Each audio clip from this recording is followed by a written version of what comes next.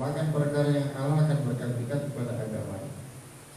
Jadi saya teringat kisah bapaknya Imam Syafi'i. Bapaknya Syafi'i itu namanya Kiai Idris. Jadi satu ketika Kiai Idris itu sedang berjalan di tepi sungai. Jadi Kiai Idris sedang berjalan di tepi sungai.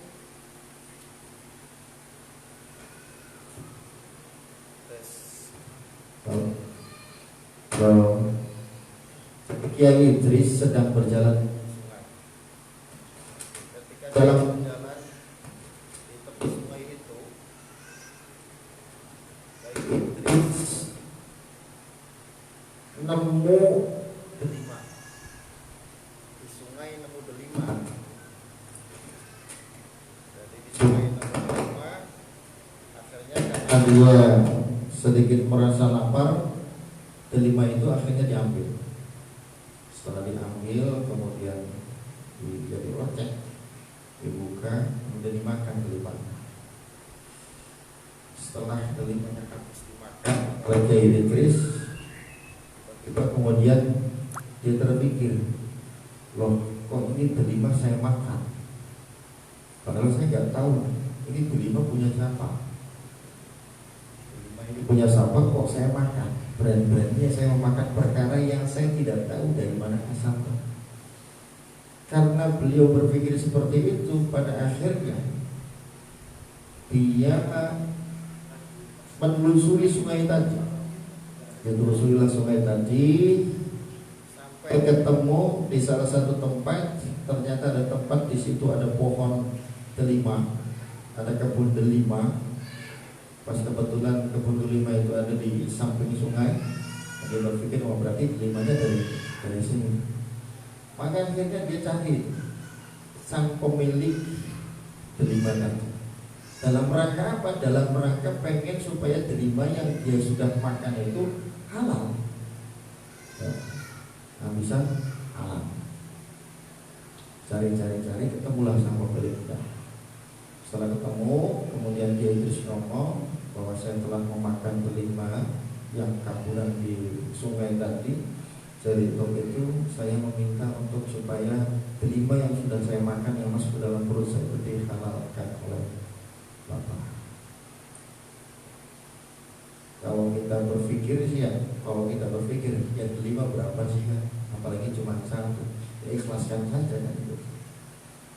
Tapi yang aneh ini sang pemilik pohon delima itu malah nggak mau menghalalkan, nggak bisa. Saya itu merawat delima ini sudah lama, sudah bertahun-tahun lamanya saya menerima delima ini. Sampai makan enak saja. Terus bagaimana kata Kiai Idris supaya delima yang saya makan itu jadi halal? Ya sudah, ada syaratnya kan? Kalau kamu mau, kamu harus bekerja dulu ngurusi kebun yang saya miliki ini selama 1 tahun lamanya. Kalau misalkan 1 tahun lamanya, lalu kamu sudah selesai, maka delima yang kamu makan saya ikhlaskan. Bayangkan, satu delima dimakan masuk ke dalam perut, ternyata pengen ikhlas, suruh kerja dulu selama 1 tahun. Kalau kita gimana kira-kira? Anak harus payah.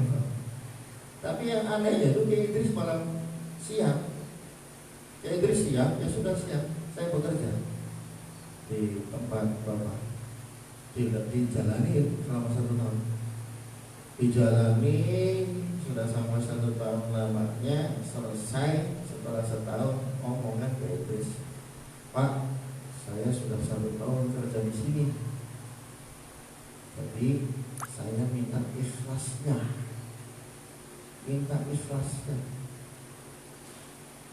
Kata Bapak tadi, oh ya nggak bisa, saya belum bisa ikhlas. Oh kenapa lagi kok belum ikhlas? Saya kan sudah bekerja di Bapak 1 tahun lamanya. Iya, tapi saya belum ikhlas. Terus apa lagi syaratnya harus saya lakukan katanya. Kemudian akhirnya sang pemilik pohon ini ngomong lagi, ada satu syarat lagi yang harus kamu lakukan. Apa? Kamu harus menikah dengan anak saya. Anak saya itu perempuan yang lumpuh, matanya buta, telinganya tuli, mulutnya bisu, lengkap sudah menderita. Kalau misalkan kamu mau menikah dengan anak saya, maka saya halalkan delima yang sudah dimakan itu. Kira-kira harta salah mengkonon pribadi.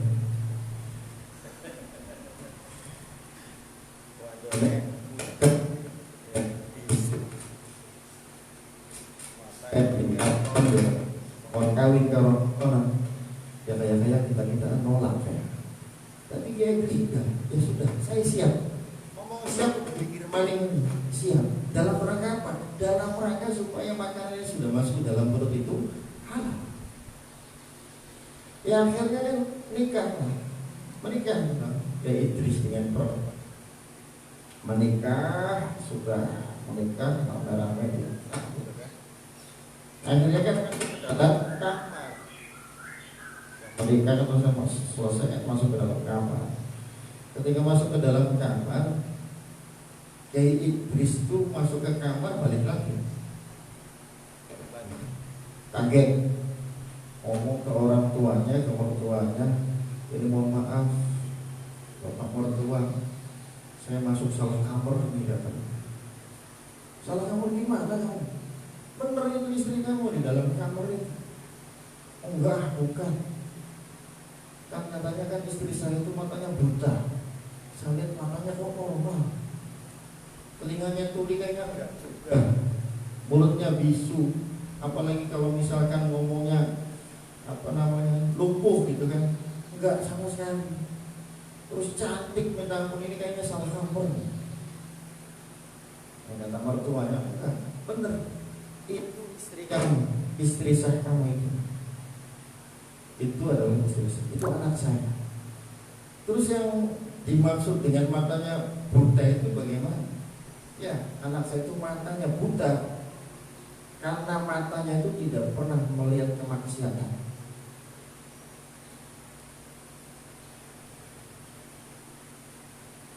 Matanya yang dimaksud dengan buta itu buta dari hal-hal yang haram.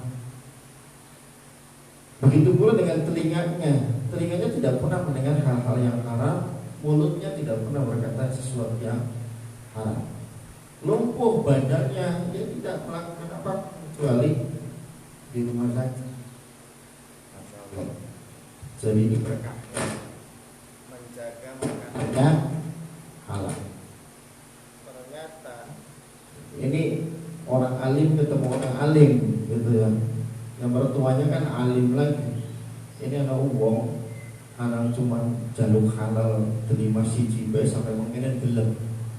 Sampai setahun kerja bisa halal. Ya dudu wong bodoh, wong pinter. Ya kan? Karena pinter kayak makin nememan daripada wong. Pembantu kita bisa. Akhirnya dinikahkanlah dengan anaknya. Nikah punya anak Imam Syafi'i. Imam Syafi'i semenjak kecil dia sudah hafal Al-Quran. Kalau kita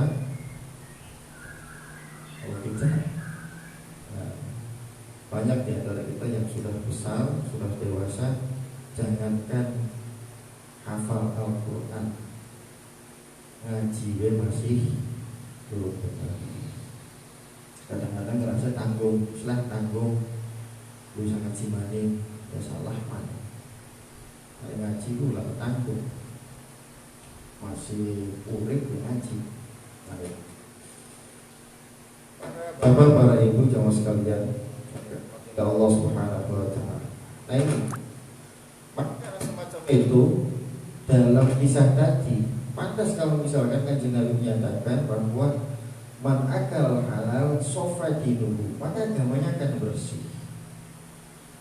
Kalau seperti itu, berarti kalau misalkan kita ini dalam urusan ibadah, dalam urusan agama, dalam urusan-urusan yang kaitannya dengan Allah Subhanahu wa Ta'ala, ada kemalasan, ada kecanggungan, ada ketidakmauan, jangan-jangan ada unsur-unsur yang haram yang masuk ke dalam tubuh kita.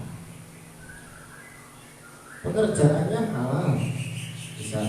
Pekerjaannya halal, yang dimakannya sudah halal. Jangan-jangan ada unsur korupsi. Ya jangan-jangan ada unsur korupsi. Ya korupsi itu tidak mesti batu, pasir, kerikil dipangan itu. Apa hal-hal yang kecil katanya misalkan. Hal-hal yang kecil itu bagaimana? Contoh misalnya kita kerja yang seharusnya pagi jam 8 sampai dengan sore misal. Jam 8 itu harus sudah mulai kerja. Ternyata kita telat jam 8 lebih 10 menit.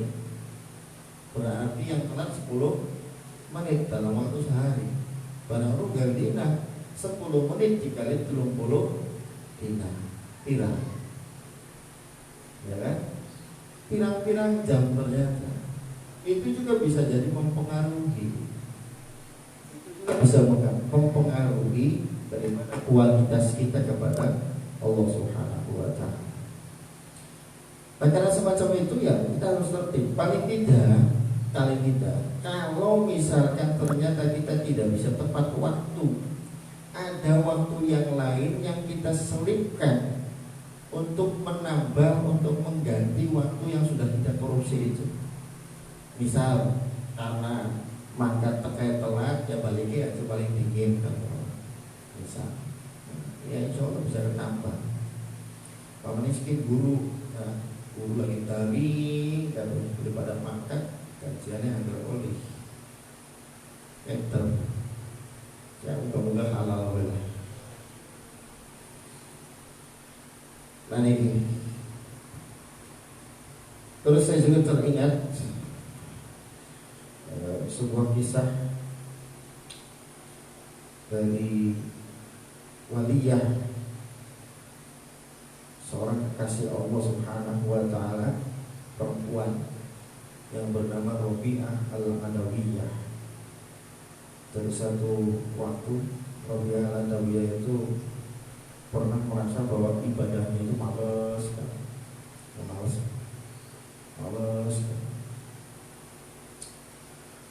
Ya pokoknya tidak punya semangat untuk melakukan ibadah, tapi sangat kecil sekali.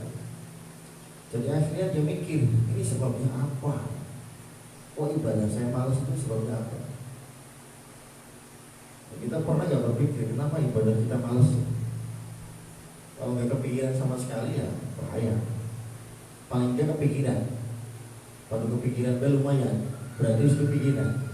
Nah, bukan suwe-suwe karena sering kepikiran. Kalau masuk pada kepikiran yang baik kan, akhirnya bisa berubah.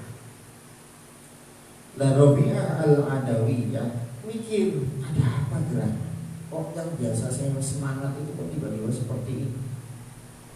Kalau kisahnya Robi'ah Al-Adawiyah yang saya tonton di YouTube itu ada kisahnya Robi'ah Al-Adawiyah, bahwa dulu katanya ketika mudanya itu beliau ya macam-macam ceritanya di situ ya. Jadi penari dari penyanyi gitu kan, jadi budak dan sebagainya. Pada akhirnya pada satu kejadian akhirnya dia bertobat kembali kepada Allah. Akhirnya beribadah terus sampai kemudian pada akhirnya diangkat menjadi kekasih Allah Subhanahu wa Ta'ala. Ternyata dia menemukan sebab daripada malasnya ibadahnya itu. Jadi di suatu malam Robi'ah Al-Adawiyah itu domdomi menjahit ya, jahitnya itu dia jahit di depan rumah, di depan rumahnya dia jahit, kemudian di depannya itu ya ada semacam kepala desa lah, semacam simbol. Jadi cahayanya itu karena saking terang nyampe kepada rumahnya dia menggunakan fasilitas aktivitas cahaya dari balai desa. Menggunakan itu. Ketemu katanya, oh ternyata malas ibadahnya itu gara-gara itu katanya.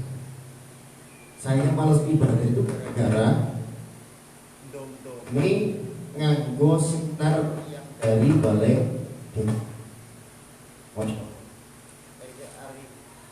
Kalau apa namanya, kalau wali itu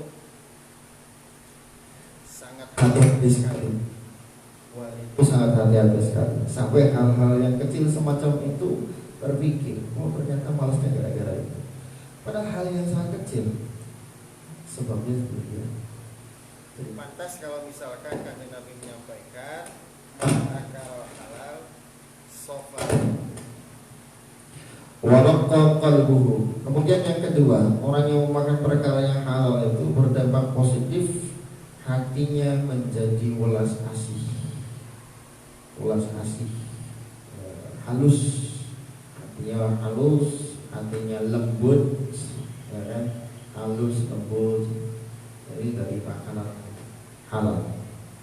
Jadi kalau misalkan ada orang yang kasar, orang yang pengis, jangan mangane waktu, mangane pasir, ya waktu pasirnya sudah dipangan. Kalau bisa jadi pokat, ya waktu itu topsil. Walam yakun lida'wati hijabun. Yang kemudian yang ketiga, doa orang yang senantiasa makan perkara yang halal, doanya tidak akan dihijab oleh Allah. Artinya doanya itu pasti dikabul oleh Allah Subhanahu wa taala. Doa apapun pasti dikabul Gusti Allah. Nah, kita doa betul. Doa dikabul dulu. Dikabul guru dan dikabul beli. Hari guru si penting, si khawatir beli dikabul. Sebabnya apa? Sebab mangan perkara kan. Tapi hari panganannya hak, jaminannya di kabul. Ya, contoh misalnya. Ini kalau orang saking suci, saking bersihnya makanan, itu doanya dikabul, itu betul-betul dikabul. Sekali ucap nyata, sekali ucap langsung jadi kenyataan. Ini doa orang-orang yang selalu memakan perkara yang halal. Contoh misalkan Sunan Kalijaga. Sunan Kalijaga itu dia juga min awliyaullah ta'ala, termasuk kekasihnya Allah Subhanahu wa ta'ala. Sunan Kalijaga itu pernah keluar yang namanya karomah. Karomah itu kejadian yang luar biasa, anugerah dari Allah Subhanahu wa ta'ala yang mengalir kepada para malaikat. Jadi kolang-kaling jadi emas, kolang-kaling jadi emas. Kok bisa? Gak bisa. Tidak ada barang sesuatu yang tidak bisa menurut Allah Subhanahu wa ta'ala. Kalau kata Allah bisa, ya bisa. Allah ketika menciptakan sesuatu, mengingat sesuatu, ketika bilang pun, ya fayakun. Kata Allah jadi, ya maka jadi. Kalau kata Allah tidak, ya tidak. Kalau kata Allah sudah, iya, iya. Begitu pula kepada orang. Sedemikian rupa orang pengen mengangkat seseorang derajatnya, dimuliakan.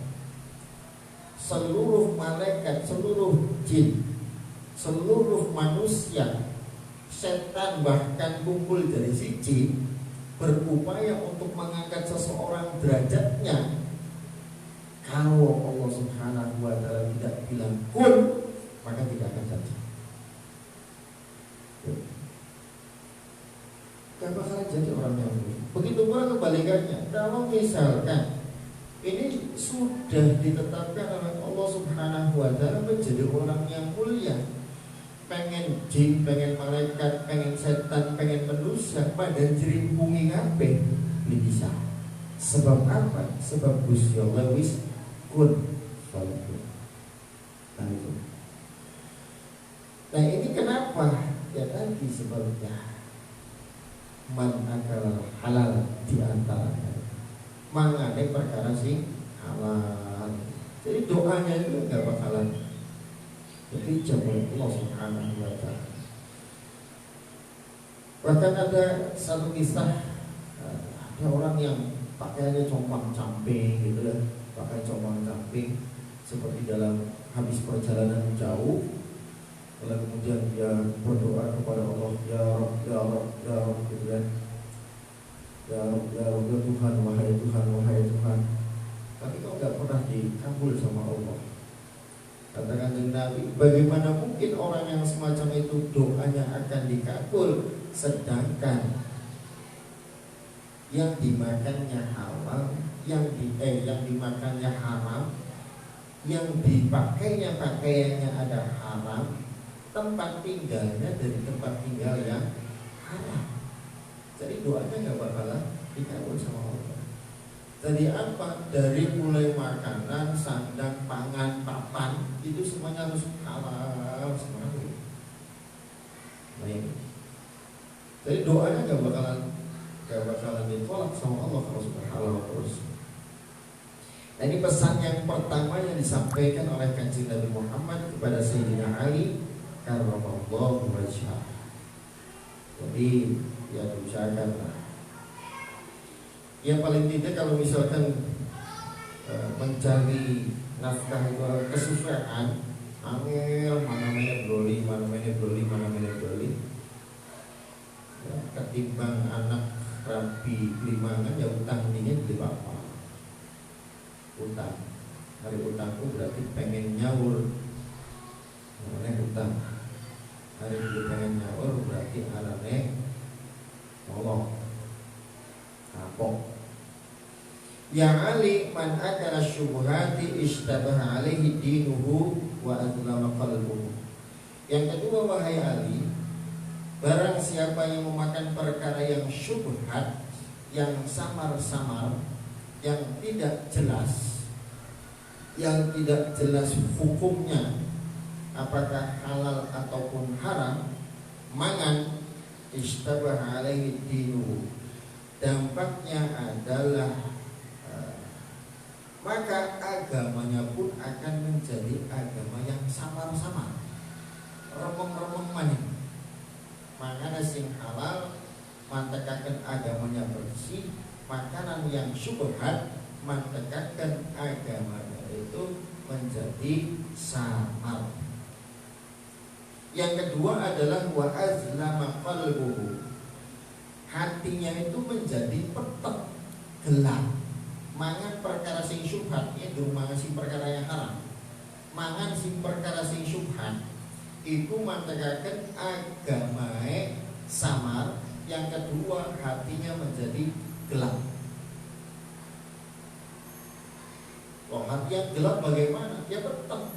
Hari peteng beri bensin. Jangan yang peteng bisa kantor apa-apa. Kita ini punya mata, ya kan? Mata kita ini bisa melihat kenapa? Bukan karena sebab matanya saja, tapi karena ada cahaya kan gitu. Kita bisa melihat antara satu dengan yang lain itu karena memang ada cahaya. Kalau nggak ada cahaya bisa lihat nggak? Ya nggak bisa. Di lampu dimatiin semua, terus mataharinya nggak ada karena malam hari. Peteng rubet, beli karton apa kan loh? Itu mata. Lah hati pun ketika di sini disampaikan hatinya menjadi peteng, gelap, ya digaton apa-apa. Karena digaton apa-apa, beli weruh endi sing bagus, endi sing lesa. Endi sing kudu dilakoni, endi sing kudu diadohi. Peteng hati. Sebabnya apa? Mangan perkara sing syubhat. Ini ternyata makanan itu yang paling utama, yang paling pertama yang disampaikan oleh Kanjeng Nabi Muhammad SAW kepada Sayyidina Ali. Berarti karena pertama itu kan yang paling dipentingkan.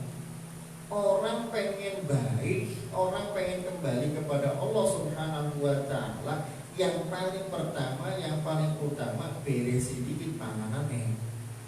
Apa maksudnya? Hari panganan wis beres, terus itu mek beresi kang cecek. pengen berubah, pengen balik nih Gusti Allah, tapi panganannya dulu bener, ya angel. Contoh misalnya, Rabi'ah pengen bener, tapi Rabi beli uruh yang haki, hari upaya duit di sini di beli ditakon di apa? Yang penting apa? Sejuta kan yang diendongi baca, mana? Dulu sebagai sini, ternyata ini si suami itu ternyata misalkan dari hasil yang tidak baik. Nah, ini mempengaruhi. Makanya kembali kepada Allah Subhanahu wa Ta'ala, yang harus kita hati-hati adalah dalam urusan makanan. Nah, kalau hati itu ibarat cermin. Kalau orang punya hati itu asalnya dia putih, bersih. Kalau kemudian orang melakukan kemaksiatan, ketika melakukan kemaksiatan ada total hitam di dalam hatinya itu, tinta hitam. Maksiat lagi, lagi tinta hitam. Maksiat maning, maning. Hati yang tadinya bersih, yang putih, karena banyak noda kemaksiatan, pada akhirnya hati yang tadinya putih petang. Petang ruwet. Harus petang ruwet ya hanya belikan apa-apa. Kan melas. Waman akal haram, yang lebih parah, dan barang siapa yang memakan perkara yang haram, mata qalbuhu. Yang pertama adalah hatinya mati. Hari mau petang mangan perkara subhat, hati yang petang. Kian mangan perkara sing haram, hati mati. Ya mau mati juga mau mati. Mau mati pengen diomongi kayak apa, pengen jangan harus mati. Ada yang diomongi, rakyat ditutup kan dulu kan. Sebab mau mati. Nah ini yang mati itu hatinya. Kalau yang mati hatinya pribadi, nggak bisa masuk sama sekali kebenaran itu. Kebenaran orang pengen ngomong apa, memberikan nasihat seperti apapun, nggak bakalan bisa masuk. Kenapa? Mati hati. Ya, kalau sudah mati begitu. Apa sebabnya? Mangan perkara haram.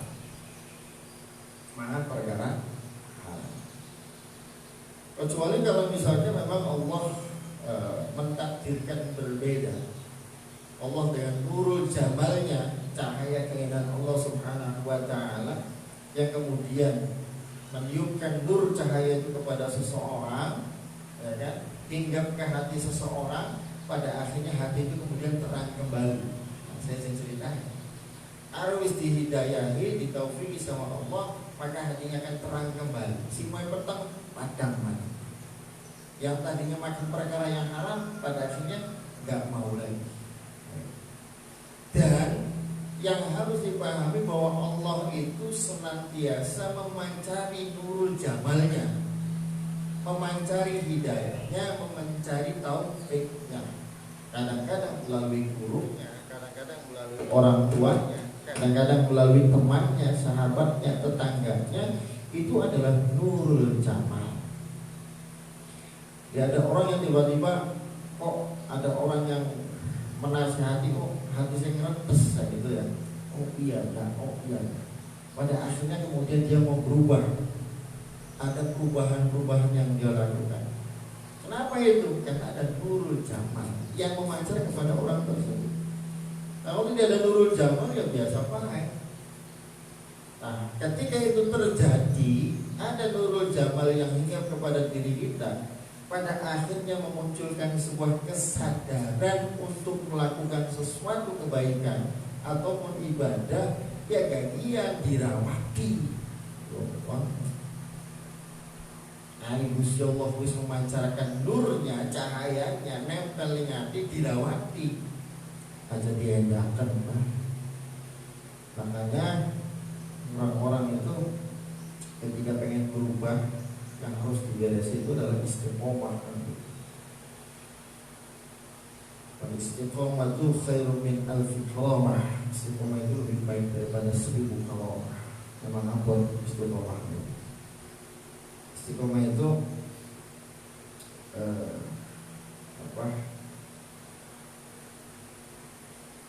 dengarkan suara yang pertama, jangan dengarkan suara yang sesudah.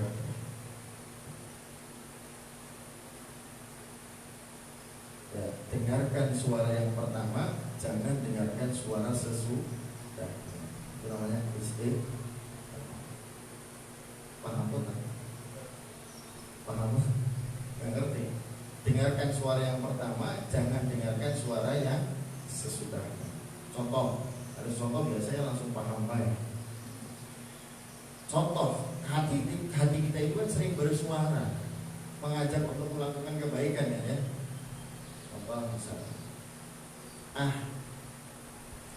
gula pengen, anulah kok sembahyang bisa pengen baca sholawat misalnya. Terus bisa pengen baca sholawat, sisa sih mati 400. Pengen maca nih jero hati itu supaya bisa dikit oleh maca sholawat. Kalau itu ana suara maning, itu kan suara pertama ya. Terus semuanya bisa maca sholawat, itu suara pertama. Suara berikutnya adalah karena waktuku lagi nonton TV dalam sinetron. Aduh, sinetronnya tanggung. Olah nonggoni iklan. Nonggoni iklan. Akhirnya kan nonggoni iklan tuh ya. Karena mendengarkan suara berikutnya nonggoni iklan. Sampai iklan, anak maning suara berikutnya tuh. Aduh, lagi seru gitu. Supaya dikit iklannya seperangkat kita tanggunglah kok seperangkat sinetron. Nah, itu suara berikutnya begitu kan. Nah, kira-kira kalau misalkan mengikuti suara berikutnya, yang berikutnya, kedua, ketiga, keempat dan selanjutnya, itu jadi nggak? Nggak jadi. Sudah turu. Aduh, insyaallah. Maka dengarkan suara yang pertama, jangan dengarkan suara yang selanjutnya. Pengen tengah wengi tangi misalnya. Kali kula sih bisa tengah wengi tangi. Belum bisa turu ya subuh. Pengen tengah wengi tangi. Niat. Tapi terus niat tuh pengen turu kan niat tangi. Tangi beli kira-kira. Tangi. Jam 3 tangi. Makanya pengen tahajud. Tangi beli. Tangi. Anak sing tangi nak nutu. Apa? Niat. Ternyata manusia itu punya chip di otak gitu. Dia pengen bangun jam berapa saja sebetulnya bisa lah. Walaupun belum tidur lama, saya pengen tidur cuma 2 jam, bangun jam sekian bisa bangun dengan niat. Tangi jam 3 tangi. Melek jam 3 jam 3. Setelah lihat jam 3 ternyata sudah ngantuk kan. Suara berikutnya kan masih ada ngantuk. Tanggunglah 10 menit maning supaya rada fresh matai. 10 menit maning jadi ya. 10 menit maning. Tangi 10 menit maning masih ada sisa-sisa niat yang baik itu. Tangi 10 menit. Masih pakai maka. Olah. Menjelang subuh jam 4. Sampai dengan subuh keting ya wis 14 tidak sebaiknya hancur. Kenapa itu tidak mendengarkan suara yang pertama? Jadi kesimpulannya berarti kalau misalkan pengen melakukan sesuatu yang baik, ada suara yang baik, ya lakukan saja. Aja mikiri omongan kang ana ning jero awak dhewe, apa maneh aja mikiri wong kang sekitaran kita. Kalau kita pengen makene wis. Ya kan? Itu istiqomah. Nah, bisa istiqomah semacam itu karena memang ada nurul jannah, nurul hidayah, cahaya Allah Subhanahu wa taala yang memancar kepada seseorang. Cirinya dan nur itu, kita tiba-tiba ada muncul sebuah kesadaran untuk melakukan sesuatu. Munculnya begitu. Dan kadang-kadang tiba-tiba dan tidak terkonsep sama sekali. Hal-hal yang kecil tiba-tiba misalkan deleng wong melas teman-teman iba. Akhirnya dosa. Banyak kisah di situ. Contoh misalkan ada seorang wali namanya Malik bin Dinar. Malik bin Dinar itu dulunya adalah penjahat, perampok, yang hampir semua di daerahnya itu rumahnya pernah dirampoki semua.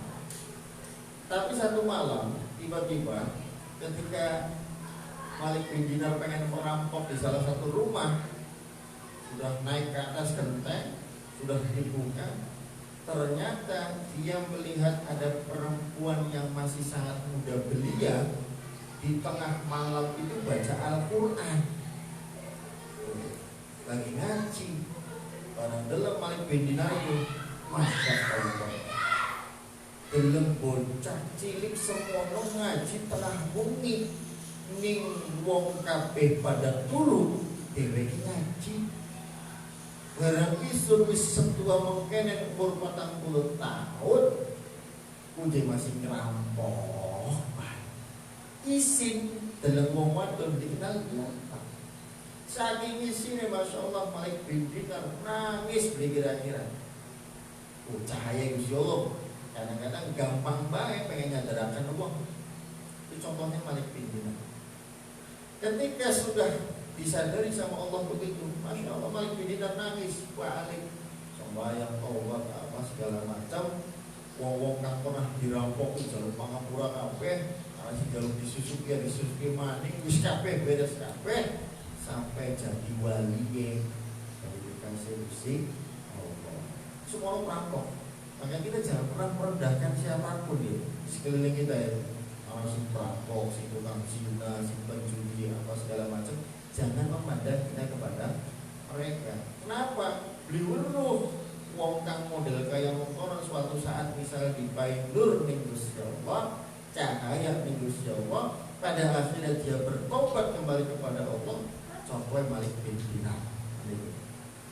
Jadi hasilnya apa? Terus kalau misalnya kita melihat orang itu rendah, itu yang salah itu bukan orang yang rendahnya, yang salah itu hati kita menilai orang. Ngerasa lebih mulia, padahal belum, ya kan? Padahal belum. Mulia siapa tak sampai belum. Bisa jadi katon yang manusia blesa ning depan Gusti Allah mulia. Bisa jadi ning depan manusia mulia ning depan Gusti Allah malah justru lebih mulia. Nah ini adalah nur cahaya. Nah kembali lagi, maka makanan ini sangat penting sekali untuk kita perhatikan. Jauhkan, hindari makanan-makanan yang haram, karena akan mengakibatkan hati kita ini mati, agamanya akan remeh, ringan, meremehkan agama. Wa dha'ufa yaqinuhu, kemudian keyakinannya pun akan lemah. Wong sing mangan perkara yang haram, keyakinannya akan lemah. Dengan dalil Gusti Allah. Ada dengan dalil Gusti Allah kok ya pirang-pirang contohnya. Contoh misalnya Gusti Allah wis nanggung rezeki wong. Misalnya si A itu dimainin Gusti Allah rezeki selama hidupnya contoh 1 miliar. Harus dipe 1 miliar terus pragat, berarti game over, mati. Wongku jatah 1 miliar mati. Tapi kadang-kadang Gusti Allah pengen ngedawakan umure wong, carane Gusti Allah iki bocah kok jatah 1 miliar umur itu. Cuma kudu dawa umure. Pengen didawakkan umure. Ya, sedikit. Oh, dilambukakan 1 miliar ya prakteknya wis mati kan. Jadi sedikit. Balik satu. Tidak, waktu udah lihat. Nyatanya kamu nonton. Tapi yang itu semacam itu. Dan kita harus yakin misalkan bahwa yang namanya rezeki itu sudah diatur oleh Allah Subhanahu wa Ta'ala. Beres kabeh dari puyeng. Oke, ari wayahe mangan diur. Cara priben, cara disuruh wae. Kalau misalnya dia ditafsirkan beli makan, ya mati berarti. berarti wis game over banget. Waduh fayaminu, dari keyakinannya akan melemah karena sebab makan perkara yang haram. Kemudian wahajaballahu da'watahu, doanya akan dihijab, ditolak sama Allah Subhanahu wa taala.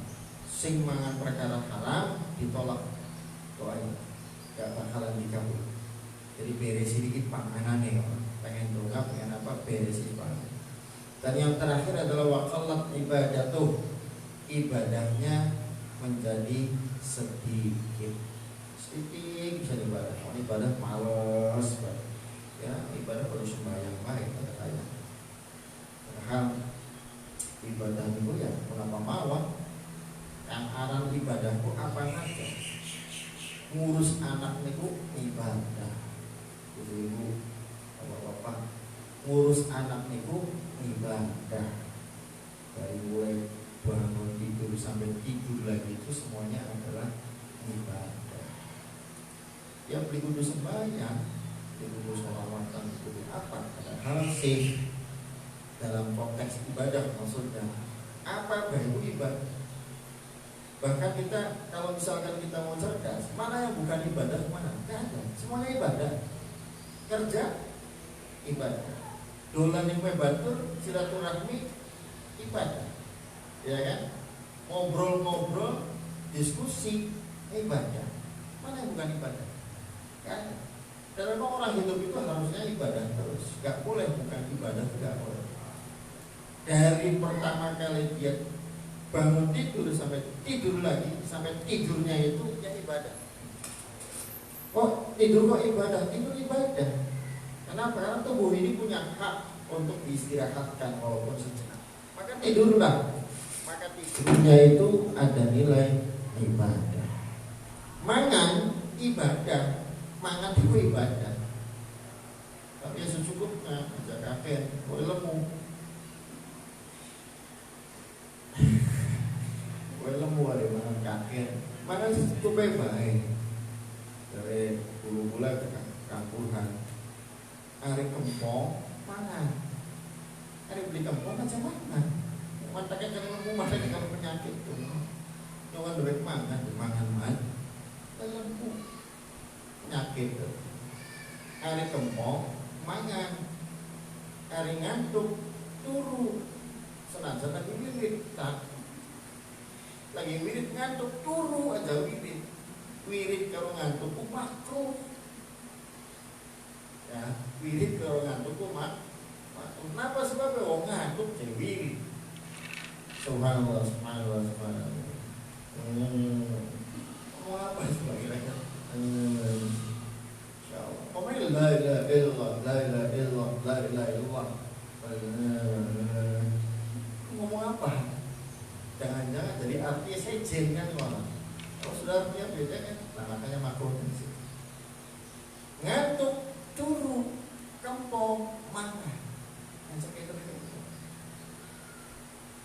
Jadi nggak usah terpaku misalkan makan itu pagi, siang, malam. Ya, namun misalnya memanggil lagi kempong ya mangan bareng. Ternyata beli kempong ya aja mangan enak. Iya, beli kempong ya beli mangan. Baru kempong baik, ya mangan baik, enak murid ngomong tuh. Barang anak sing dipaye ku kempong, bayar wis puas temennya, lembu di kempong. Jadi wong lembu beli salah maksudnya. Kita beli lagi galangan karena dibayar kempong. Waqallat ibadatuh, jadi ibadahnya males gitu. Nah ini sebabnya adalah memakan perkara yang haram. Sedikit lagi pengumuman yang usahanya masih ada apa? Namun oke niku wau mangan perkara halal, mangan perkara sing syubhat, makan perkara yang haram. Dampaknya punya sendiri-sendiri. Mangan sing perkara yang halal supaya kalian balik-baliku kalian. Mangan sing perkara kang halal mantekaken agamanya bersih, hatinya menjadi lembut, dan doanya akan dikabul sama Allah.